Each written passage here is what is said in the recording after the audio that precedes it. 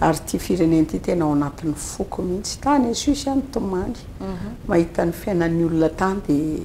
mieritreritra ny aty aiza le Madagasikara fa raha mbola izy koa ny farany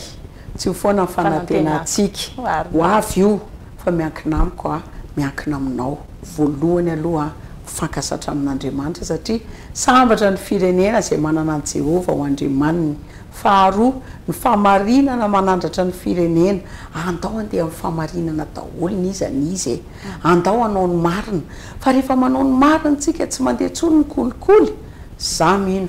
ilamina tsara daholo ny fitantanana dia ilamina ny firenena dia indrindrandrindra moa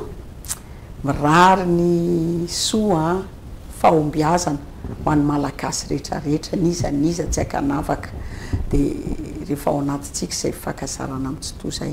dia omeny atsika ny soa rehetrarehetra dia ho ambinina ny atsika amin'izay rehetrarehetra tao fa mila miasa mafy miasa tsara fa tsy andeha angatangataka fotsiny etseroa dia endrandramana avy any an-danitra mila miasa fa natao amin'izany tsika dia matoky ny tompo mandrakariva apetrao amin'ny fiainana ray manontolo fa hainy mianao hainy izay mahasoa anao